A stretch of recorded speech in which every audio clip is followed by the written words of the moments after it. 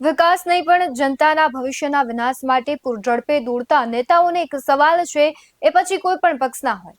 એક બાજુ રાજ્યમાં અનેક બદીઓ પર પ્રતિબંધ છે, જ્યારે બીજી બાજુ રાજનેતાઓ અને તેના મોહરા બનેલા તથા વચેટિયાઓ રાજ્યના નાગરિકોને આર્થિક અને સામાજિક રીતે અતિ નુકસાનકારક પ્રવૃત્તિઓની સિદ્ધિ રહી પણ આડકતરી રીતે તો પ્રોત્સાહન આપી જ રહ્યા છે. અને હતું ત્યાં થઈ જાય કે વિકાસના નામે માત્ર નાગરિકો વિનાશનો જ ભોગ બની રહ્યા છે. તો સવાલ એ છે કે કોઈ પણ પાર્ટી સત્તામાં આવે, શું નાગરિકોને હંમેશા વિકાસના નામે જે બણગા ફૂંકવામાં આવે છે તેના નામે વિનાશ જ મળશે?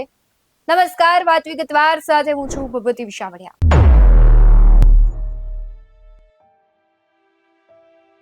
સૌથી પહેલા વાત કરીશું રાજ્યના રાજકારણમાં ઉઠેલી ચિનગારીની, ત્યારબાદ વિકાસના નામે વિનાશ ભાળતા આદિવાસીઓ અને ખેડૂતોની, અને છેલ્લે ભાજપના નેતાએ શિસ્તબદ્ધ પાર્ટીના નેતાઓની જે પોલ ખોલી છે તેની. સૌથી પહેલા વાત કરીએ ભાજપ, કોંગ્રેસ અને આમ આદમી પાર્ટીની. ત્રણેય પાર્ટીઓ છે વર્ચસ્વ વધારવા મેદાને ઉતરી ગઈ છે. વિધાનસભાની ચૂંટણીનો તો હજુ ઘણી વાર છે, પરંતુ સ્થાનિક સ્વરાજ્યની જે ચૂંટણીઓ આવવાની છે તેને લઈને ક્યાંક છે વિરોધ અને વિવાદ કરતી જે પાર્ટીઓ છે તે કારગત નીવડશે કે કેમ, તેનો જે વિરોધ અને વિવાદ છે તેને કેટલો લાભ મળશે એ તો આગળનો સમય જ બતાવશે. પરંતુ ક્યાંક સામાજિકના નામે રાજકીય મેળાવડા, તો ક્યાંક પાર્ટીનું વર્ચસ્વ વધારવા જગતના તાતના નામે રાજનીતિ, આ બધાની વચ્ચે પીસાઈ રહી છે સામાન્ય જનતા. સૌથી પહેલા રાજકારણનો મુદ્દો બન્યો ખેડૂત, ત્યારબાદ જિગ્નેશ મેવાણી અને હર્ષ સંઘવીની વચ્ચે ચાલુ થયેલી આક્ષેપબાજી, ત્યારબાદ ગોપાલ ઇટાલિયા પર જૂતું ફેંકાયું ને એ મુદ્દે ચર્ચાઓ થઈ. આ બધા પર એક જ તારણ છે કે જનતાના પ્રશ્નો માત્ર ચર્ચા અને આક્ષેપ કરવા માટેનું એક તીર બની રહ્યા છે, ન તો તેનો ઉકેલ આવે છે ન ક્યારે આવશે. બોટાદથી શરૂ થયેલી એ આગ જુનાગઢ અને કચ્છ સુધી પહોંચી, પણ સમાધાન શું આવ્યું? કશું જ નહીં. આજે પણ એ ખેડૂતો ન્યાય માટે ઝંખી રહ્યા છે, અને અફસોસની વાત તો એ છે કે ન્યાય અપાવવા માટે નીકળેલા પોતે જ સૂર બદલી લે તો પછી જનતા અને ખેડૂતો આશા કોની પાસે રાખશે? સ્થાનિક નેતા મૌન ધરીને બેસે, અધિકારીઓ જવાબ ના આપે, ઉદ્યોગકારો મફતના ભાવે જમીન ખરીદી લે અને રાજકીય હાથો બની મદદ કરતા લોકો પોતાનો સ્વાર્થ પૂરો થાય એટલે પોતે પણ બદલાઈ જાય. છેલ્લા ઘણા સમયથી આપણે જોઈએ છે કે આમ આદમી પાર્ટી ખેડૂતોના મુદ્દે સરકાર સામે બાયો ચડાવી રહી છે. બીજી બાજુ દારૂ અને ડ્રગ્સ મુદ્દે કોંગ્રેસ પણ લડી લેવાના મૂડમાં છે, અને ભાજપ વિકાસના કામોના લોકાર્પણ કરી રહ્યું છે, સામાજિક અને રાજકીય કાર્યક્રમોમાં તે વ્યસ્ત છે. કૃષિ પ્રધાન દેશમાં ખેડૂતો પહેલેથી જ રાજકારણનો ભોગ બનતા આવ્યા છે, અને હજુ આ સિલસિલો યથાવત છે, અને કહી શકાય કે આ સિલસિલો ક્યારેય પૂરો નહીં થાય. આજે રાજકોટ ખાતે આમ આદમી પાર્ટીની સભા યોજાઈ, જેમાં અરવિંદ કેજરીવાલ સહિતના નેતાઓ હાજર રહ્યા. સ્થાનિક નેતા ગોપાલ ઇટાલિયા સહિતના જે નેતાઓ છે તે પણ હતા. તેમણે ખૂબ સરસ ભાષણ પણ આપ્યું. ભારતીય જનતા પાર્ટી પર ખૂબ વરસ્યા, કોંગ્રેસ પર પણ આક્ષેપ કર્યા, જેલમાંથી છૂટેલા ખેડૂતોને જે હતા તેમની વ્યથાઓ પણ સાંભળી. પરંતુ શું બદલાશે? શું આમ આદમી પાર્ટી છે તે ખેડૂતોની વ્યથા છે તેને કહેવાય છે કે પરિવર્તન લાવી શકશે? તેની વ્યથા છે તેને સંવેદના બનાવીને શું તે સરકારમાં આવશે તો સૌથી પહેલા ખેડૂતો માટે જ કામ કરશે? આ બધા જ સવાલો છે, કદાચ તેના જવાબો કોઈ નહીં આપી શકે. એટલે સભામાંથી જે દ્રશ્યો આવ્યા છે તેના પર પણ નજર કરીએ.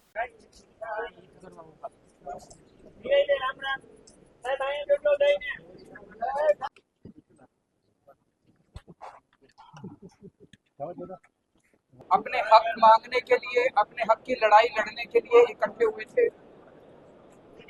गुजरात की क्रूर भाजपा सरकार ने उनके ऊपर लाठीचार्ज करवाया, उनके ऊपर आंसू गैस के गोले छोड़े, उन लोगों को झूठी एफआईआर करके झूठी धाराएं लगा के गिरफ्तार कर लिया। आज मैं उनके परिवार के लोगों से मिलने के लिए आया था। लगभग 88 किसानों को गिरफ्तार किया गया, जिसमें से 42 को बेल मिल गई है और बाकी 46 की बेल लगी हुई है। उम्मीद है कि उन्हें भी जल्दी बेल मिल जाएगी। पूरे गुजरात में जगह जगह नकली शराब बिक रही है, पूरे गुजरात में नशा बिक रहा है खुलेआम। भाजपा सरकार की हिम्मत नहीं है कि उन लोगों को पकड़े। नशा बेचने वालों को नहीं पकड़ा जाता, नकली शराब बेचने वालों को नहीं पकड़ा जाता। जो गरीब किसान शांति प्रिय तरीके से अपनी आवाज उठा रहे हैं, उनको झूठी धाराएं लगा के उनको गिरफ्तार किया जा रहा है। भाजपा सरकार को 30 साल हो गए, उनको ये लगता है कि उन्हें कोई हरा नहीं सकता, उन्हें कोई हटा नहीं सकता। लेकिन आज जिस तरह से लोगों के मन में डर खत्म होता जा रहा है, भाजपा सरकार लोगों को डर से, डंडे से, आंसू गैस से डरा के लोगों को अपना शासन बनाए हुए। अभी तक लोगों के पास विकल्प नहीं था क्योंकि भाजपा और कांग्रेस दोनों मिले हुए थे। अब लोगों के पास विकल्प है, आम आदमी पार्टी का विकल्प है। और धीरे धीरे पूरे गुजरात के अंदर आम आदमी पार्टी लोगों के घर घर में जा रही है। केवल 2 साल रह गए हैं, 2 साल के बाद भाजपा सरकार जाने वाली है और जितनी झूठी एफआईआर लोगों के खिलाफ की गई है, उनको डराने के लिए, धमकाने के लिए, ये सारी झूठी एफआईआर वापस ली जाएंगी। जो असली दोषी है उन लोगों को जेल भेजा जाएगा और जो जेल में लोग हैं उनको बाहर निकाला जाएगा। आज मैं मांग करता हूं कि जो बचे हुए किसान हैं, जिनका कोई दोष नहीं है, निर्दोष किसान है, उन लोगों को तुरंत छोड़ा जाए और भाजपा ये अहंकार तोड़े, और नहीं तो कुदरत अपना न्याय करेगी, लोग अपना न्याय करेंगे। एक टाइम ऐसा था जब अंग्रेजों को भी लगता था कि उनका शासन भारत से खत्म नहीं हो सकता, लेकिन अंग्रेजों को भी देश छोड़ के जाना पड़ा। भाजपा को भी लगता है कि उनका शासन खत्म नहीं हो सकता, भाजपा को भी ये देश छोड़ के, भाजपा को भी गुजरात छोड़ के एक दिन जाना पड़ेगा। कल हम लोग प्रेस कॉन्फ्रेंस करेंगे। કચ્છની ધરતી, આપણે તેના માટે કહીએ છીએ કે કચ્છ નહીં દેખા તો કુછ નહીં દેખા। કચ્છના વિકાસ માટે કેન્દ્ર સરકાર અનેક કામોના જે વિકાસના છે તે મંજૂરી છે પ્રોજેક્ટને આપતી હોય છે, પણ કચ્છના છેવાડાના લોકો સુધી શું આ વિકાસ પહોંચ્યો છે? આજે કચ્છના જે કહેવાય છેવાડાના ગામો છે ત્યાં પ્રાથમિક જરૂરિયાતો માટે લોકો વલખા મારે છે। આજે પણ કચ્છના ગ્રામ્ય વિસ્તારોમાં બાળકો સ્કૂલે નથી જઈ શકતા અને સ્કૂલ અને બાળકો છે તો ત્યાં શિક્ષક નથી। આવી અનેક પરિસ્થિતિ છે એ કચ્છમાં સર્જાઈ છે અને આ જે કચ્છનું ભવિષ્ય છે તે આજે પોતાના કહેવાય છે કે હક માટે તલખી રહ્યું છે। તો બીજી જ બાજુ તમે જુઓ કે ખેડૂતો ત્યાંના છે, તેના જમીનમાં વીજપોલ નાખવામાં આવી રહ્યા છે, તેને ખેતી કરવી છે, પરંતુ અદાણી છે તે કહેવાય છે કે આખા પ્રોજેક્ટ છે વિકાસના, તેને લઈને ત્યાં વીજપોલ નાખવામાં આવી રહ્યા છે, તેને લઈને ખેડૂતો મેદાનમાં પણ છે, પણ શું તેને ન્યાય મળશે? ઉદ્યોગકારોનો વિકાસ થઈ રહ્યો છે પણ ખેડૂતો છે તે મૃતપ્રાય અવસ્થામાં જઈ રહ્યા છે, તેના વિશે કોણ બોલશે અને શું બોલશે તો તેનો અવાજ સાંભળવામાં આવશે? આવા અનેક સવાલો છે। કચ્છથી પણ જે દ્રશ્યો આવ્યા છે તેના પર નજર કરીએ।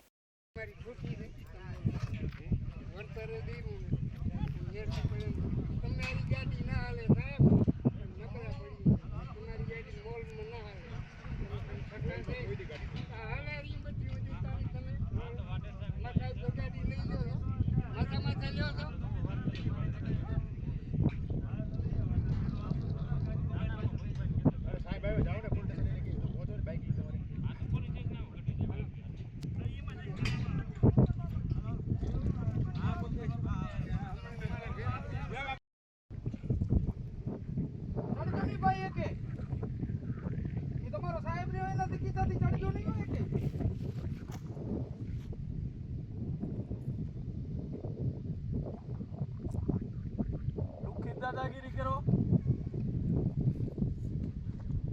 ઓ ભાઈ ચડજો નહીં કે અત્યારે અહીંયા સાથી એકદમ મસ્ત સાઈ આરામ કરો આજ રજા રાખી છે તમારી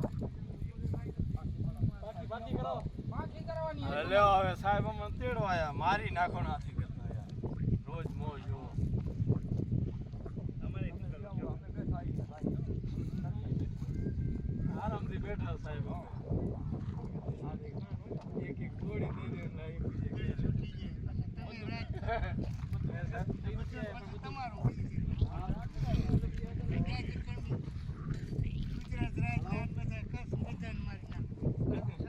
સાહેબ ઉભા હોય ને કેવું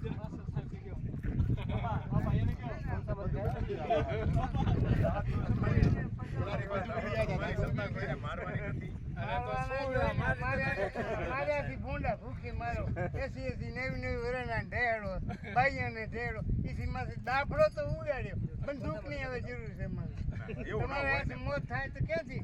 એવું ન હોય, ભગવાન આથી કૃષ્ણ હોય તો બધાને મોક્ષ મળી ગયો। તમે અત્યારે ભગવાન છો, તમે કૃષ્ણ છો। અરે ના ના, તો કોક મિલકત માંથી આવો છો, આટલો તો મને ચા ના કરે, તમે જે મને ઢેડો હવે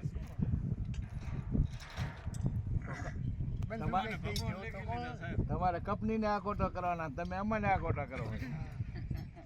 હા રક્ષણ તમે કેના આપણા પબ્લિક ના કે કંપની ના આપણા પૈસા ભરે એના આપણે ક્યાં આપણે પ્રોટેક્શન નહીં કરતા કાકા આપણું રક્ષણ કરે સમજવા જેવી બાબત એ છે કે ખેડૂતોને આદિવાસીઓ માટે જળ જમીન અને જંગલ મહત્વના છે. જો એ નહીં બચે તો ખેડૂતો કેવી રીતે ગુજરાન ચલાવશે? આદિવાસીઓ કેવી રીતના પોતાની કહેવાય છે કે આખી ચક્ર હોય છે, સાયકલ હોય છે, એ ચલાવશે ને જો એ લોકો નહીં રહે તો શું આપણે જીવી શકીશું? ભલે સરકાર ગમે એટલા મોટા પ્રોજેક્ટ આપે, વિકાસ કામોની ભેટ આપે, તમે જુઓ છો કે ડેમ, ફેક્ટરીઓ, ખાણો અને હાઈવે માટે સરકાર દ્વારા ખેતીની જે જમીન છે અને જંગલ વિસ્તાર છે તેનું સંપાદન કરવામાં આવે છે અને આનાથી ખેડૂતો અને જંગલ પર નિર્ભર આદિવાસીઓ તેમની આજીવિકાનો મુખ્ય જે સ્ત્રોત હોય છે તે ગુમાવી રહ્યા છે. આદિવાસીઓ તેમની આજીવિકા માટે વન પેદાશો, શિકાર, લઘુ કૃષિ પર નિર્ભર હોય છે અને વિસ્થાપનને કારણે તેમનો આ કુદરતી સંસાધનો પરનો અધિકાર છીનવાઈ રહ્યો છે.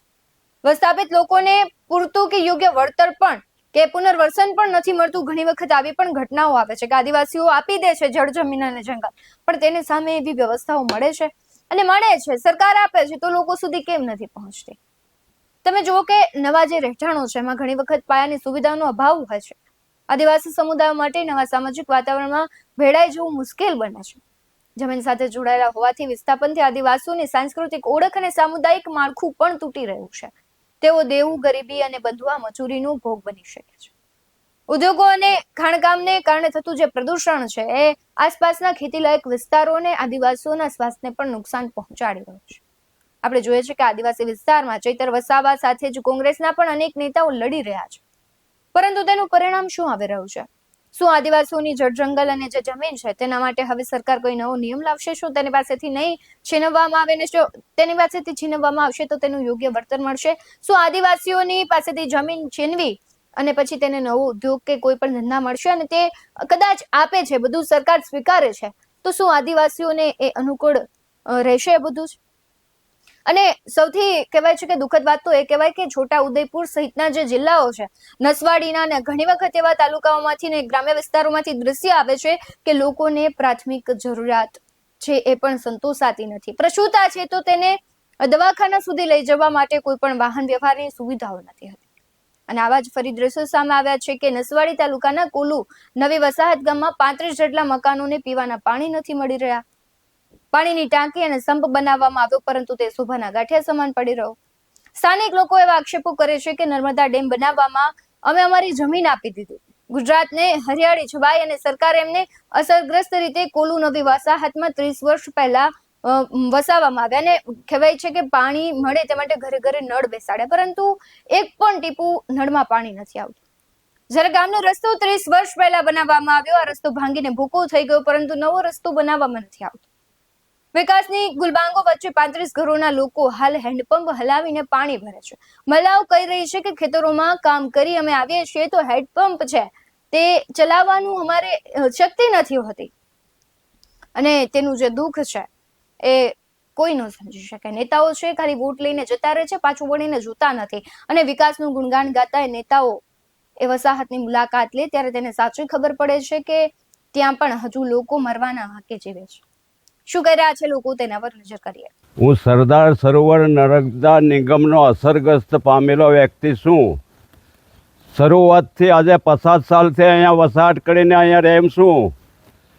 આજ સુધી મને રોડ પંપ કશું કેર ગુઠણ ખાડા, પાણી પીવાના અમને ખસેડી મૂક્યા તો અહીંયા અમે પાણીથી અહીંયા તલસે છે. ગુરુમાળા જળ વિનાની તલસે માછલી એવી રીતના. નહીં નાવા ધોવાનો અહીંયા નળ, જે હેડપંપ મૂકી આપ્યો એ બસ એ ચાલે છે જિંદગી ભર. કોઈ જોવા રાજી નથી. જઈ ત્યાં ફેંકી મૂક્યા છે અમને, અંતરિયાળ દલદલ ફેંકી મૂક્યા છે. અમે કોને કહેવા જઈએ? અમારી મનની દિલડાની વાત કોને કહીએ? કોઈ ધ્યાનમાં લેવ, કોઈ પૂર્વનો પૂંજાયેલો હોય તો અમારી વસાહતમાં આવીને શોકું કરી આલો. બધું બહુ ગડબડિયું સગદું છે. બીજી વાત છે કે આ ટાંકી બનાવેલી છે, ઘેર ઘેર નળ બેહાડેલા છે, શું છે એમાં? ટાંકી બેહાડી છે, ટાંકીમાં પાણી નથી આવતું. કૂવો જૂનું કૂવોમાં મોટર ઉતારી એમાં પાણી સારું નથી. નાવા ધોવામાં બી કામ આવે એવું નથી, બિલકુલ બેકાર. અને ઘેર ઘેર નળ બેહાડ્યા? ઘેર નળ બેહાડ્યા, દેખાવ બેહાડ્યા, સોના માટે પાણી આવતું નથી. કશું કઈ છે નથી, કશું કઈ છે નથી. કોઈ આવે અધિકારીઓ? કોઈ અધિકારી આજ સુધી પૂછવા અહીંયા આવવા રાજી નથી. કોલોના વરસાદ પાણી નથી અમારા ગામમાં. નળ ઘેરા ઘેર મૂક્યા પણ પાણી કશું નથી પીવાનું. બહુ તકલીફ છે અમારે. અને શું તકલીફ પડે છે? પાણી આ જે ટાંકીને બધું બનાવેલું છે એ બધું જ છે પણ કશું પાણી નહીં આવતું. તે ટાંકી ટાંકી એ કશું કામમાં નહીં આવતું. ખાલી આ દેખાવ છે, બાકી પાણીનું બહુ અઘરું મળે. આ એક હેરપંપ છે, ત્યાં હલાવી આખો દિવસ ભરવાનું. કેટલું પાણી ભરવાનું? ઢોળ વાસીરા નાવા ધોવા પીવા ખેતરમાં કામ કરીને આવવાનું. હેરાન થઈ જવાય. વિકાસ થઈ ગયો એમ કે છે હા, સરકાર? કશું નથી અમારે. આ જુઓ ને, ના રસ્તા મળે, કશું નથી અમારા ગામમાં. કશું નથી અમારા ગામમાં. બહુ હેરાન થઈ. પાણી નહીં આવતું. ટાંકી બનાવી ખરી પણ અહીંયા કોઈ હથકડો વાળો ના મળે તો પછી શું કરવાનું? નળવડિયા બધી જ નળ છે કે પાણી આવ્યા વગર શું કરવાનું? તો ઘેર ઘેર પાણી આવે એમ કે? ઘેર ઘેર પણ તો અહીંયા પાણી સારું હોય તો પાણી ઘેર ઘેર આવે કે? અને અંતે ધાંગધ્રાના ભાજપના ધારાસભ્યની વાત કરવી છે. પ્રકાશ વરમોરા છે, તેનો એક સોશિયલ મીડિયામાં વાયરલ થઈ રહ્યો છે વિડીયો. તેમાં બોલી રહ્યા છે કે પ્રજાને ક્યાંક હવે શ્રદ્ધા ડગી રહી છે. એટલે કે ભારતીય જનતા પાર્ટીના જ અમુક તેમણે નેતાઓની વાત કરી છે કે અમારી રાજનીતિમાં ચારિત્રહીન લોકો, દારૂ પીવા વાળો અને જુગાર રમવા વાળા લોકો છે તે હવે વધી ગયા છે. અને જાહેરમાંથી ત્યાં બોલ્યા એટલે લોકો પણ સ્તબ્ધ થઈ ગયા. મહિલાઓ અંદરો અંદર ગણગણાટ કરી હતી કે ભાજપમાં આવું કોણ હશે, કારણ કે ભાજપ છે શિસ્તબદ્ધ પાર્ટી કહેવાય છે. મહિલા સલામતીની વાત કરતી પાર્ટીની જ મહિલાઓ ક્યાંક અસલામત હોય તેવા પણ આપણે દ્રશ્યો જોયા. અને આવા પ્રશ્નો જ્યારે સત્તામાં બેસેલી પાર્ટી પર થાય ત્યારે સ્વાભાવિક છે કે લોકોમાં રોષ ફેલાય. સત્તામાં બેસેલી પાર્ટીના નેતાઓ, મંત્રીઓ, ધારાસભ્યો ઉપર અનેક સવાલો થાય. જે લોકોએ આ બધું જ બંધ કરવાનું છે એ લોકો જ આ બધું જ ચાલુ કરી રહ્યા છે. અને હાલ જે મુદ્દાઓ રાજકારણમાં પણ ગરમાવો લાવી રહ્યા છે એ પણ એ છે કે દારૂ અને ડ્રગ્સ ખુલ્લેઆમ વેચાણ થઈ રહ્યું છે, ખુલ્લેઆમ પીવાઈ રહ્યું છે. તો આના આકાઓ કોણ છે? કોની રહેમ નજર હેઠળ આવું બધું થઈ રહ્યું છે? તેનો સવાલનો જવાબ કદાચ કોઈ નથી આપી રહ્યું. આક્ષેપ એકબીજા ઉપર કરી રહ્યા છે, પરંતુ સ્પષ્ટપણે કોઈ નહીં કહે કે આ છે એટલા વર્ષથી ચાલતું હતું તો કેમ બંધ ન કરાવવામાં આવ્યું? જો આટલા વર્ષો પહેલા જ આના પર પ્રતિબંધ લાગ્યો હોત તો આજે પરિસ્થિતિનું નિર્માણ ન થયું હોત કે અસામાજિક તત્વો બેફામ બન્યા. એના ઉપર પ્રતિબંધની જરૂર હતી, પરંતુ ખેર હવે તમને શું લાગી રહ્યું છે? કારણ કે આમ આદમી પાર્ટી, કોંગ્રેસ અને ભાજપ ત્રણેય મેદાને છે. 2027 અને સ્થાનિક ચૂંટણીઓ પણ છે. ખાસ કરીને ખેડૂતો છે, પોતાનું જળ, જમીન અને જંગલ છે ગુમાવી રહ્યા છે. તેનું ખૂબ તેને દુઃખ થઈ રહ્યું છે. તેના બદલામાં તેમને જે મળી રહ્યું છે તે તેને સ્વીકાર્ય નથી. એટલે ગુજરાતમાં હાલ જે પરિસ્થિતિ ઊભી થઈ રહી છે તેનું લઈને તમારું શું કહેવું છે? કમેન્ટ બોક્સમાં જરૂરથી જણાવજો. હાલ વાત વિગતવારમાં બસ આટલું જ. આવા જ વધુ અહેવાલો સાથે ફરી મળતા રહીશું. તમે અમારી યુટ્યુબ ચેનલને સબસ્ક્રાઇબ કરવાનું, અમને ફેસબુક અને ઇન્સ્ટાગ્રામ પર ફોલો કરવાનું ભૂલશો નહીં. બાકી અવનવી અપડેટ્સ મેળવવા માટે આપ જોતા રહો BS9 TV ન્યૂઝ. નમસ્કાર.